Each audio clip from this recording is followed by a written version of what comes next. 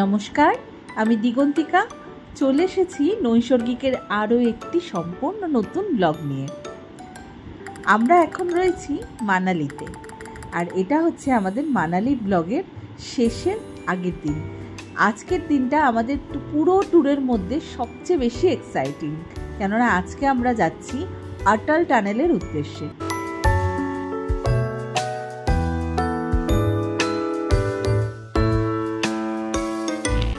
প্রচুর পরিমাণে স্নোফলসের জন্য অটল টানেল অনেক দিন বন্ধ ছিল। তো আজকে আমাদের যে ড্রাইভার দাদা, সে বলল যে অটল টানেল অবধি নাকি গাড়ি যেতে দিচ্ছে, এবং অটল টানেলের পরেও কিছুটা নাকি গাড়ি যাওয়া যাচ্ছে, যদিও এখন সিসু ভ্যালি বন্ধ, কারণ জানুয়ারি মাসের একটা পার্টিকুলার টাইম থেকে ফেব্রুয়ারি মাস অবধি সিসু ভ্যালি বন্ধ থাকে।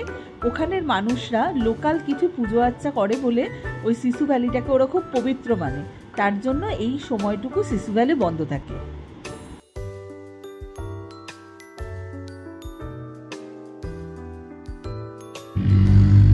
আমরা যাচ্ছি এখন সোলাং ভ্যালির উদ্দেশ্যে।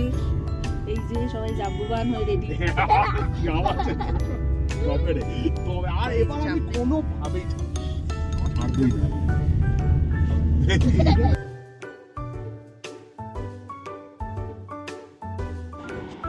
তো হ্যাঁ, এখন আমরা যাচ্ছি সোলাং ভ্যালির উদ্দেশ্যে।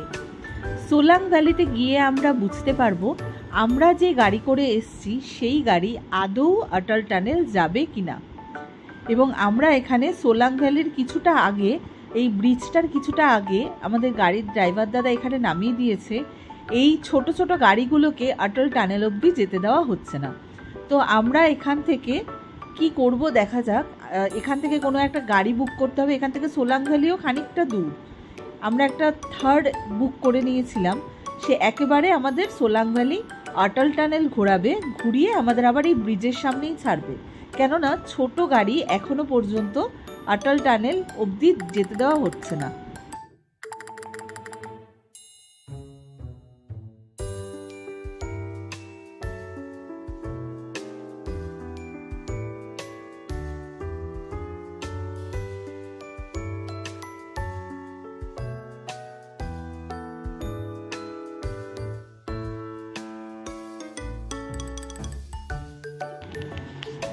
আগে আমরা যাব অটল টানেলের উদ্দেশ্যে, ফেরার পথে আমরা সোলাং ভ্যালি দেখিয়ে তারপর ফিরব।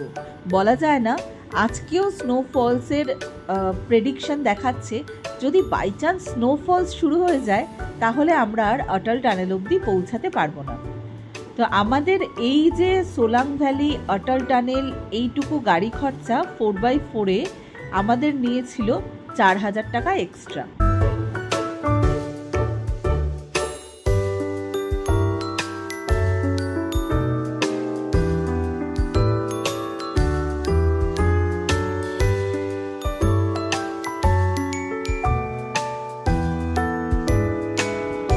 আমি এত পাহাড় ঘুরেছি, প্রত্যেকটা পাহাড়ের সৌন্দর্য আলাদা আলাদা, যদিও তা ওই অটল টানেল যাওয়ার পথের যে সৌন্দর্য আমি সেটা শুনেছিলাম, এটা অসম্ভব সুন্দর, মানে আমার মুখের ভাষা নেই, বর্ণনাতীত সুন্দর।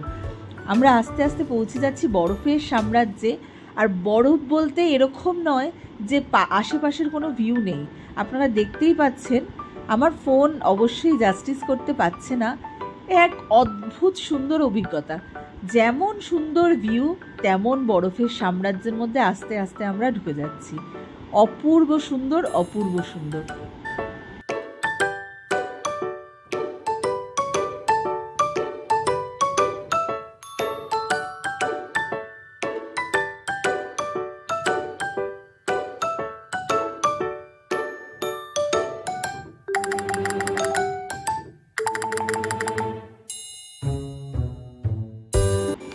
কথায় আছে, চোখের থেকে বড় লেন্স এই পৃথিবীতে আর কোথাও নেই।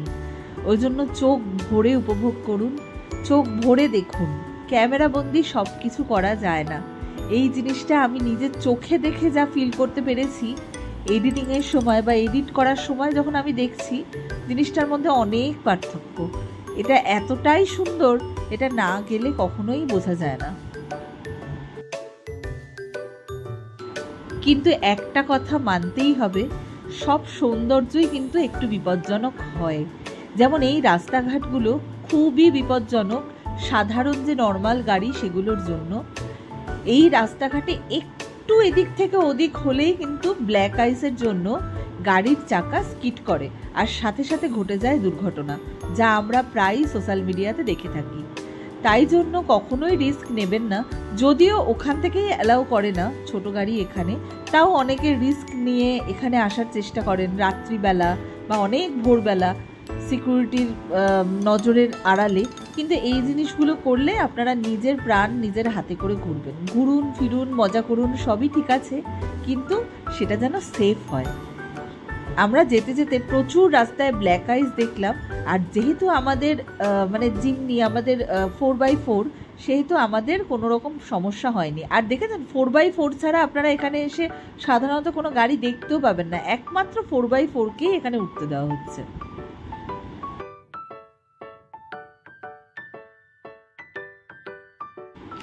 চলে এসেছি আমরা বহু কাঙ্ক্ষিত অটল টানেলের কাছে। এই হচ্ছে অটল টানেল। এই টানেলটা সবচেয়ে দীর্ঘতম টানেল, আর এই টানেলটা পেরিয়ে সিসু ভ্যালি অবধি যাওয়া যায়। কিন্তু যেহেতু সিসু ভ্যালি বন্ধ, তাই জন্য আমরা এখানেই এনজয় করব, তারপর ফিরে যাব।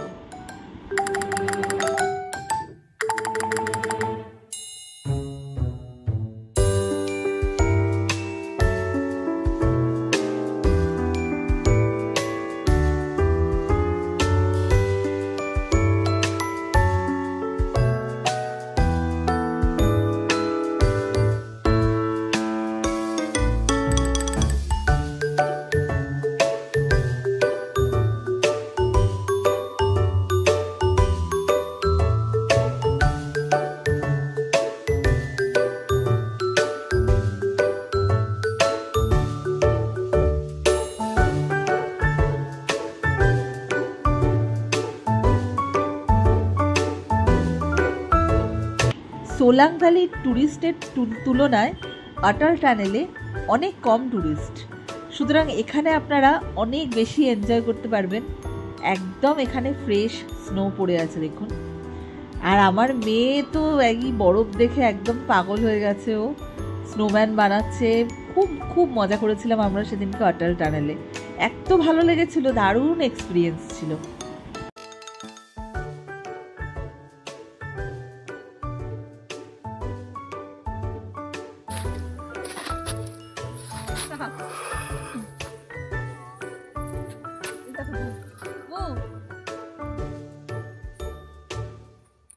ফালতু তুমি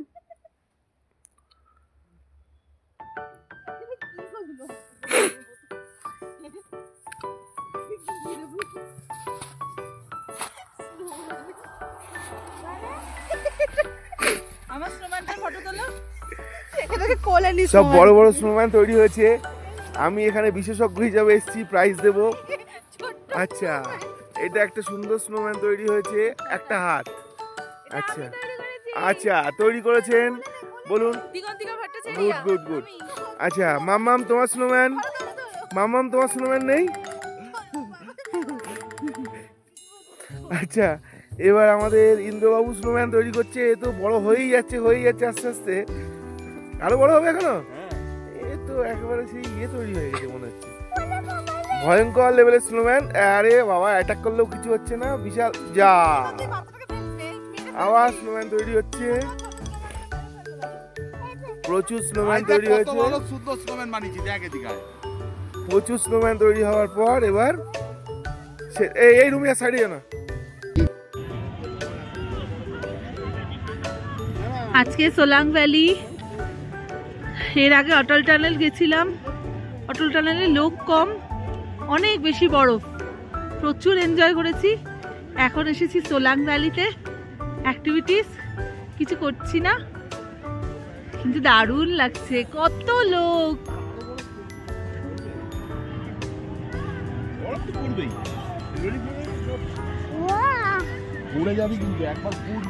এখানে ওই রোপওয়ে আছে, ওই রোপওয়ে করে যদি ওপরে চলে যান তাহলে অনেক বেশি বরফ পাবেন।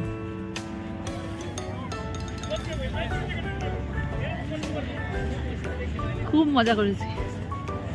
স্নোম্যান বানিয়েছি অনেকগুলো, কিন্তু অটল টানেলে নেটওয়ার্ক ছিল না একদম। এখানে আছে, তাও অল্প বিস্তর।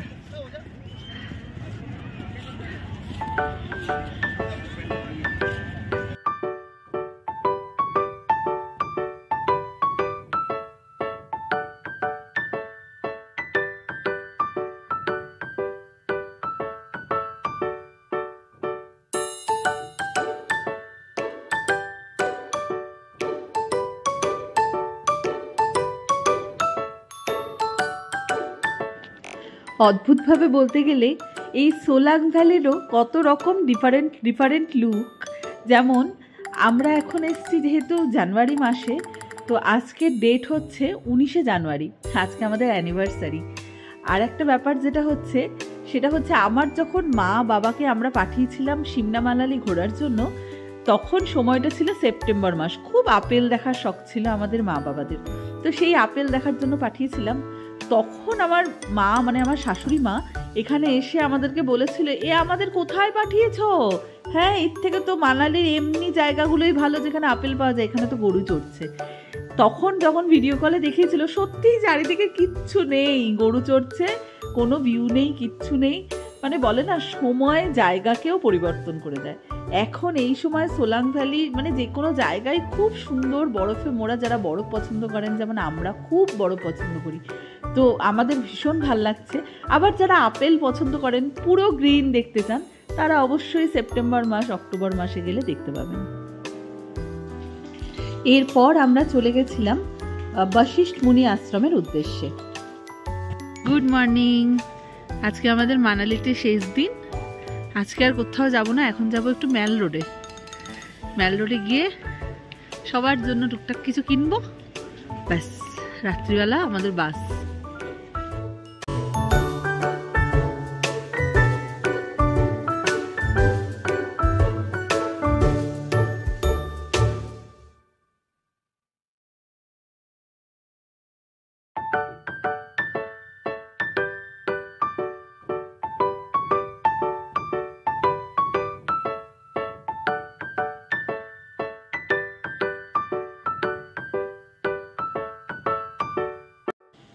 চলে এসেছি আমরা ম্যাল রোডে। এখন আমরা একটু কেনাকাটা করব, একটু টুকটাক যা সবার জন্য একটু জিনিসপত্র নেব।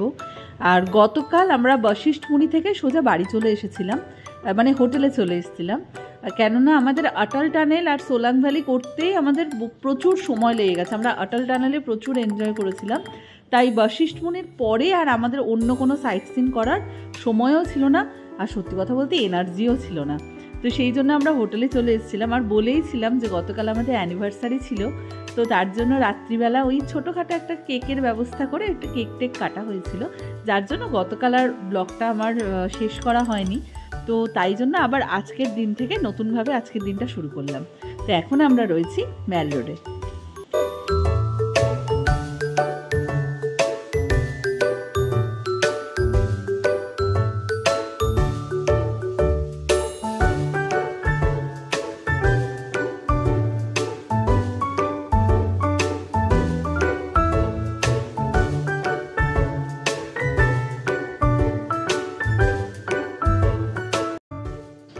হয়ে গেছে মোটামুটি আমাদের টুকটাক সব কেনাকাটা। এবার আমরা যেটা খুঁজছি সেটা হচ্ছে একটা ভাতের হোটেল। আমরা যে কতদিন ঠিকঠাক মতন খাওয়া দাওয়া করিনি, মানে যেরকম বাঙালি খাওয়া দাওয়া হয়, ভাত, মাছের ঝোল। তো আমার বাবারা যেহেতু আগেই মানালি ঘুরতে এসছে, তো আমাদেরকে বলে দিয়েছিল যে মানালিতে এরকম নাকি 2-3টে হোটেল আছে যেখানে ভাত একদম মানে বাঙালিয়ানা খাবার পাওয়া যায়, মানে একদম পটল পোস্ত থেকে শুরু করে এরকম টাইপের খাবার পাওয়া যায়। তো আমরা এখন সেই জায়গাটাই যাচ্ছি, সেই জায়গাটা এক্সপ্লোর করার চেষ্টা করছি, খুঁজে পেলে আপনাদের সাথেও শেয়ার করছি।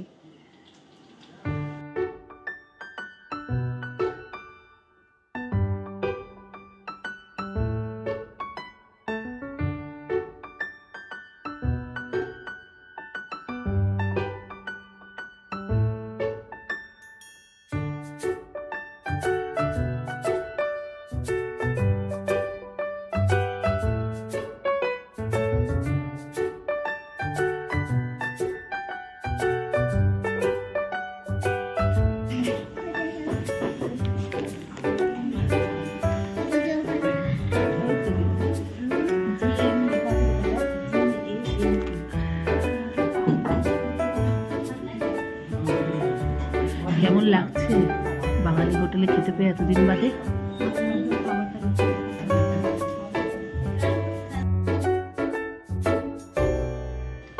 উফ, আহা, এরকম হাজার হাজার সাউন্ড বেরোবে এখন আমার মুখ দিয়ে, কেননা সেদিনকের যে সেই খাওয়া আমাদের কাছে কি পরিমাণ স্পেশাল ছিল সেটা আর বলার কথা না।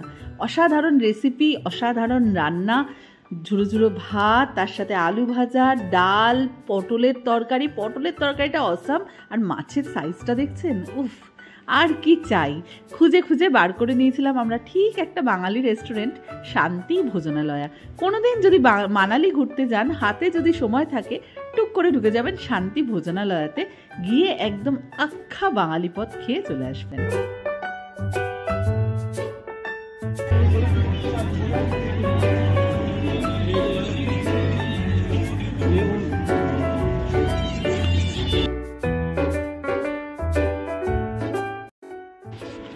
মানালির মেলে সবসময় কিছু না কিছু ফেস্টিভ্যাল চলতে থাকে। তো আজকেও দেখতে পাচ্ছি আমরা এখানে একটা বিশাল বড় ফেস্টিভ্যাল রয়েছে।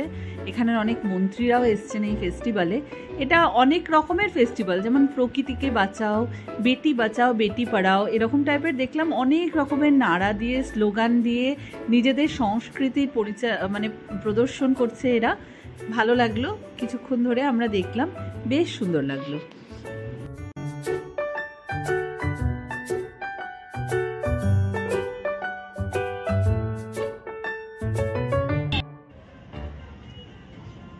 সময় হয়ে গেছে আমাদের বাড়ি ফেরার। আজকে আমরা মানালি থেকে চেক আউট করছি। চেক আউট করে আমরা যাব সোজা বাস স্ট্যান্ডে। ওখান থেকে বাস ধরে যাব কালকে দিল্লি। ব্যাস, কালকে বিকালে আবার আমাদের ফ্লাইট।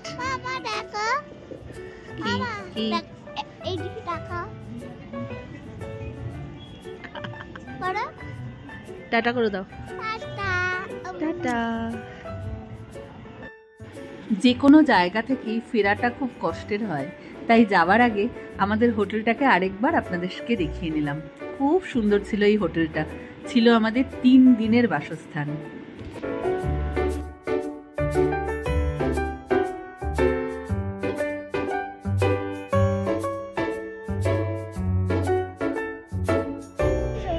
উঠে পড়েছি আমরা বাসে।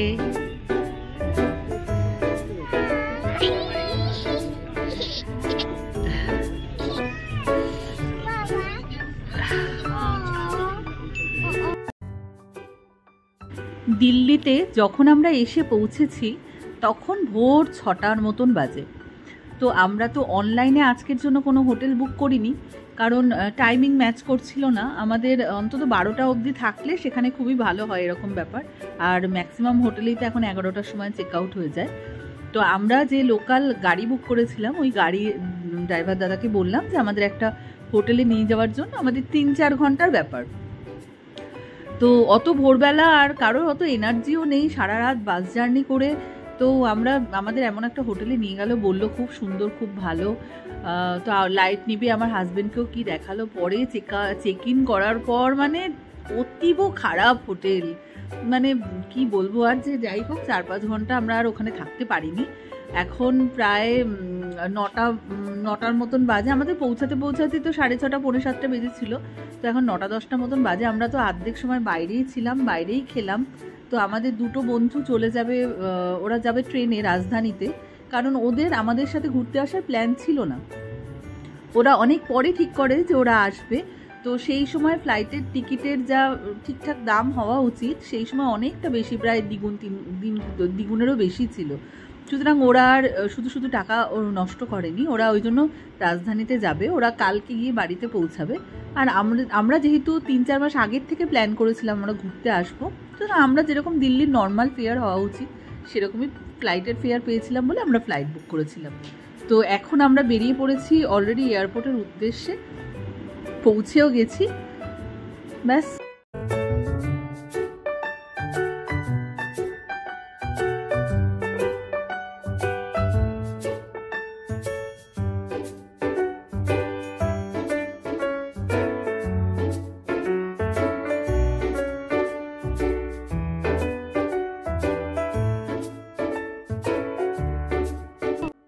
পৌঁছে গেছি আমরা দিল্লি এয়ারপোর্টে। আজকে সকালবেলা 6টা নাগাদ দিল্লি এসে পৌঁছেছিলাম বাসে করে। তারপর একটা অতীব জঘন্য হোটেলে ছিলাম, যেটা দেখাবার মতন নয়, তাই দেখালাম না। আমাদের 3টের থেকে ফ্লাইট, এখন বাজে 1:30। আমরা অলরেডি এয়ারপোর্টে। দেখা হবে কলকাতায় গিয়ে।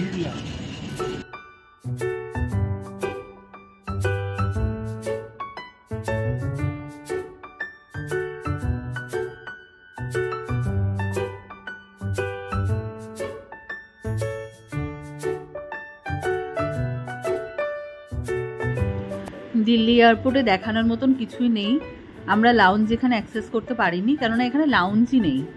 তো তার জন্য আমরা মানে আমাদের যেই টার্মিনাল থেকে দেওয়া হয়েছিল, মনে হয় টার্মিনাল 2, আমাদের লাউঞ্জই ছিল না সেখানে। সেই জন্য আমরা কি খাবো, আমরা ওই টুকটাক যা আছে KFC, ডমিনোজ ওইসব খেয়ে পেট ভরিয়ে আপাতত এখন আমরা বাড়ির উদ্দেশ্যে যাচ্ছি। এখন বাড়ি যেতে পারলেই আমাদের শান্তি, আর কিছু চাই না।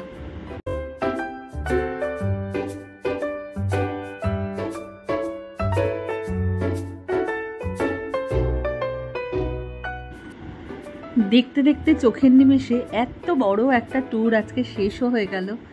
আর আমাদের এখন ফ্লাইটটা ছেড়েও দিচ্ছে। ছেড়ে দেওয়া মানেই তো পৌঁছে যাওয়া। কতক্ষণ লাগে? 2 ঘন্টা তো লাগে। তো যাই হোক, ছেড়ে দিলেও তো আমরা এখন বাড়িও পৌঁছে যাব। মনটাও খারাপ লাগে, আবার ওদিকে বাড়ি যাব এই একটা উত্তেজনাও থাকে। সবার জন্য জিনিস এনেছি টুকটাক, মানে অল্প বিস্তর। তো যাই হোক, সবাইকে দেবো, কত কত গল্প সবাইকে করতে পারবো, এই ব্লগগুলো বানাতে পারবো। যাই হোক, খারাপ ভালো সব কিছু মিলিয়ে আমাদের ট্যুরটা বেশ ভালো ছিল।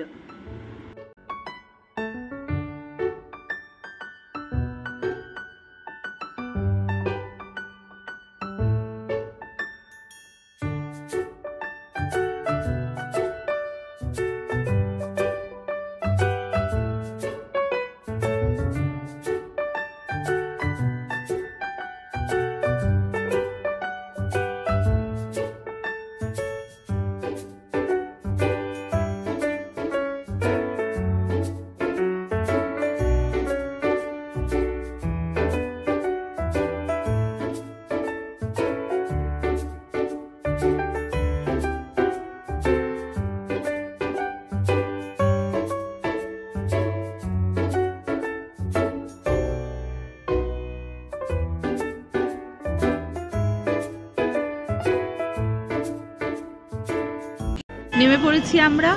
এখন বাজে 6টা 4। এই সব কমপ্লিট হলো, ব্যাগ ট্যাগ নিয়ে বাইরে বেরোলাম। হয়ে গেল আমাদের ট্যুরের শেষ। আমার এই পুরো ট্যুরের ব্লগটা যদি আপনাদের ভালো লাগে, তাহলে অবশ্যই লাইক, শেয়ার আর সাবস্ক্রাইব করে দেবেন। আপনাদের একটা লাইক, একটা শেয়ার পরবর্তী ভিডিও বানানোর জন্য অনেকটা অনুপ্রেরণা দেয়। সকলে ভালো থাকবেন, অনেক ধন্যবাদ।